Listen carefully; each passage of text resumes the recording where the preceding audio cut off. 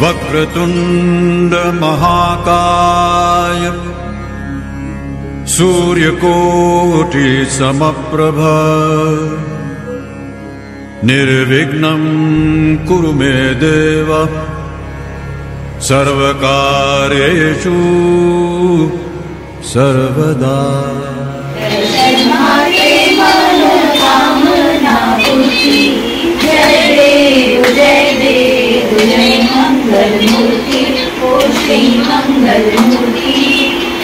गणपती बाप्पा मोरया, मंगलमूर्ती मोरया।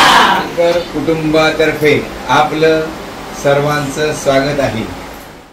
या ठिकाणी 5 लोक आहेत।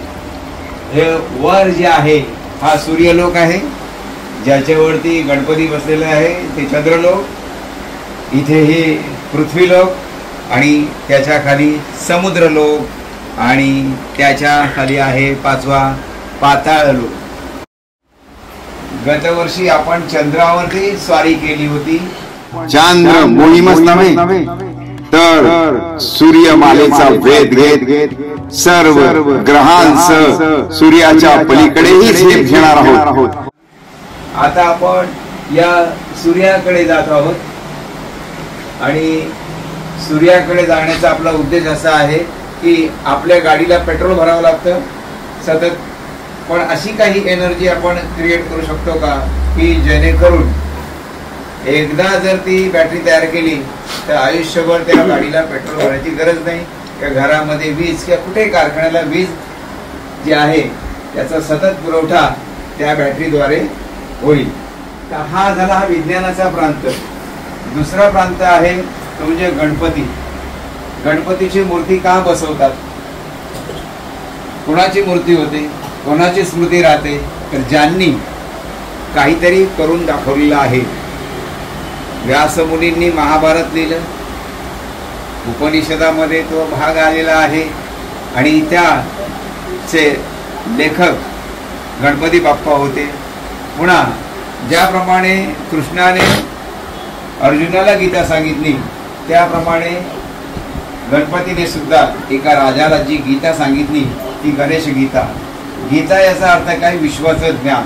हे विश्व कसं आहे,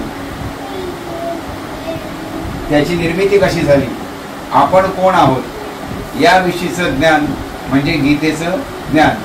आपल्याला एकच भगवद्गीता माहिती आहे, पण अशा 25 गीता आहेत। अष्टवक्र गीता आहे, शिवगीता आहे। गणपतीला स्वतःचा असा आकार नाही, कारण जर त्याला आकार असेल तर त्याला कोणीतरी निर्माण केलेला आहे, म्हणजे त्याचा निर्माता आणखीन होईल। म्हणून जो सर्व सृष्टी निर्माण करतो त्याला स्वतःचा आकार नसतो, नाही त्याला देखील कोणीतरी निर्माण केलं म्हणून त्याचाही आकार होईल। ते आता या मुलीला 2 डोळे आहेत, आपल्याला 2 डोळे आहेत, कुत्र्यालाही 2 डोळे आहेत, सापाला 2 डोळे आहेत, म्हणजे इथे काय युनिक आहे सर्व विश्वामध्ये। सगळेजण श्वासोच्छ्वास करतायत आणि प्रत्येक गोष्टीला अस्तित्व आहे। त्यामुळे जगामध्ये आपण सगळे हे एकत्रितरित्या जोडले गेलेलं आहोत। जरी मानवामध्ये विषमता दिसली तरी ही समानता ईश्वरी राज्यातील आहे, म्हणून असं मानलं जातं की एकच परमेश्वर ह्या सर्वांभूती आलेला आहे। विज्ञानाने पण सिद्ध केलेलं आहे की या ठिकाणी याच्यामध्ये या मूर्तीमध्ये आणि सगळ्या ब्रह्मांडामध्ये जे आहे ते म्हणजे अणु, रेणू आणि प्रोटॉन, न्यूट्रॉन आणि इलेक्ट्रॉन म्हणजे सर्वांमध्ये एकच आहे। विवेकानंद 100 वर्षापूर्वी सांगून गेले, ते म्हणतात जर तुम्हाला विश्व शोधायचं असेल तर तुमच्या धर्तीवरच्या मातीचं विश्लेषण केलं तर तुम्हाला सगळ्या विश्वाचा उलगडा होईल। याचा अर्थ हे युनिकनेस जे आहे हे जीवनात आहे। आता विज्ञान काय करतं, अतिशय उत्तमरित्या आपल्याला तिथपर्यंत घेऊन जाईल, पण त्याच वेळेला ते यान कधी उलट्या फिरून मिसाईल रूपाने कोणाकडे पडेल आणि मानवजाती नष्ट करेल हे पण सांगता येणार नाही। म्हणून त्याला प्रज्ञानाची, प्रभूच्या ज्ञानाची जोड देणं आवश्यक आहे। हा इथे गणपती आहे, बघा कसा ध्यानस्थ बसलेला आहे। सामान्य माणसाचं काय, एखादा विद्वान किंवा शास्त्रज्ञ इथे वरती चढाई करू शकेल चंद्रावरती किंवा कुठेही विज्ञानाद्वारे, पण सामान्य माणसाला ध्यान धारणेतून हे विश्वरूप पाहण्याची संधी आहे। म्हणजे ईश्वराने समान संधी ज्याला अतिशय बुद्धिमत्ता आहे त्याला सुद्धा दिलेली आहे आणि ज्याला नाही त्याला देखील दिलेलं, पण त्याला आवश्यकता आहे ती गुरुची. कारण ही गुरुगीता आपल्याला जर समजून घ्यायची असेल तर ज्यांनी ते समजलेलं आहे अशा व्यक्तींचं मार्गदर्शन आवश्यक आहे. आणि असे व्यक्ती विवेकानंद होते त्या काळात, लोकमान्य टिळक पण होते. म्हणून तर 6 वर्ष तुरुंगात राहून त्यांनी गीता रहस्यासारखा ग्रंथ लिहिला. आपण एक दिवस घरात राहिलो तर आपली काय हाल होतील, पण गीता रहस्यासारखा ग्रंथ लिहिला आणि एकदम राष्ट्रासाठी उत्तम असं कार्य केलं आणि पुढे इन्स्पिरेशन निर्माण केलं हे आपल्या सर्वांना माहीत आहे. त्यामुळे ही गुरुगीता किंवा गुरुचा संदेश आपण या गणपतीच्या निमित्ताने घेतला पाहिजे. आपल्याकडे पूजा करण्याच्या प्रथा अनेक असतील, कोणाच्या घरात, कोणाच्या जातीत, कोणाच्या समूहामध्ये गणपती कसा पूजावा, काय करावा, कधी विसर्जन करावा. परंतु सर्वांनी या गणपतीच्या माध्यमातून आत्मज्ञानापर्यंत पोहोचण्याचा मार्ग प्रशस्त केला पाहिजे. या ठिकाणी सद्गुरू वामनराव पै हे आधुनिक संत आहेत आणि त्यांनी हा मार्ग अगदी प्रशस्त केला. 2012 साली त्यांचं प्रस्थान झालं, पण त्या अगोदर या आत्मज्ञानाचा मार्ग त्यांनी सांगितलेला आहे. जो संतांनी सांगितला, जो महंतांनी सांगितला, जो शंकराचार्यांनी सांगितला किंवा भगवंताने सांगितलेलं आहे. विवेकानंदानेच आपल्या व्याख्यानात म्हटलेलं आहे की गवताचं पात देखील आत्मसाक्षात्कार होईल, पण कधी, लाखो वर्षांनी कधीतरी होईल. पण जोपर्यंत आत्मज्ञानी नाही तोपर्यंत असमाधान ही प्रवृत्ती मानव जातीची सतत राहणार. जरी कितीही सुख सुविधा निर्माण केल्या तरीही एका बाजूने विज्ञानाची प्रगती करून घेतली पाहिजे आणि दुसऱ्या बाजूने प्रज्ञान म्हणजे प्रभूचं ज्ञान, हे विश्व निर्मितीचं ज्ञान करून घेणं आवश्यक आहे. हा सिलेबसमध्ये हा विषय येणं आवश्यक आहे. हा गणपतीचा संदेश या ठिकाणी आहे. या ठिकाणी पुन्हा एकदा सांगतो, ही सूर्यनगरी, चंद्रनगरी, इथे आहे आपली पृथ्वी, इथे सागर आणि त्याच्या खाली या ठिकाणी ही पाताळ नगरी. कर्म सिद्धांत काय सांगतो की जर कोणते आपल्याला संधी आहे आत्मज्ञान मिळवण्याची, पण ती संधी न घेता माणसाने कुकर्म केली की पुन्हा तो शिक्षेला प्राप्त होऊन प्राण्यांच्या जगतात जातो.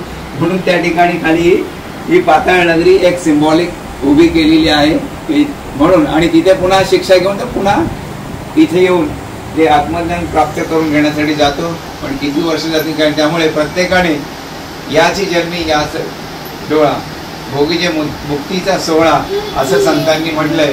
त्याप्रमाणे त्या मार्गाप्रत पुढे जाण्याचा आपला मार्ग प्रशस्त गुरुच्या अध्यक्षतेखाली करून घेणं आवश्यक आहे.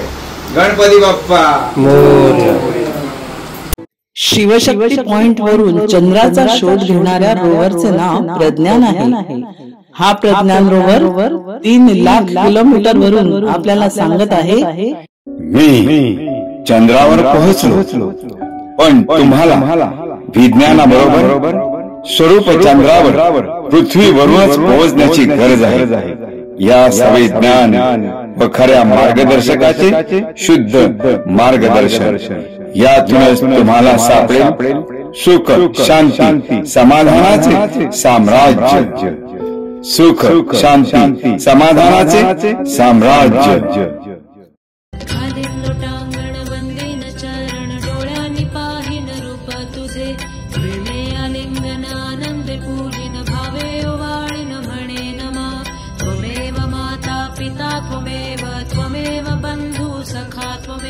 त्वमेव विद्या द्रविडं त्वमेव सर्वं मम देवदेव.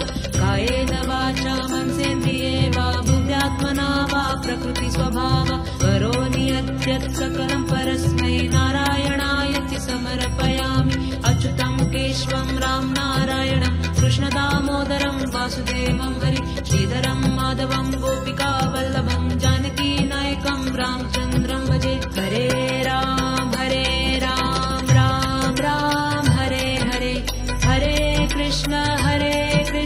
कृष्ण कृष्ण हरे हरे.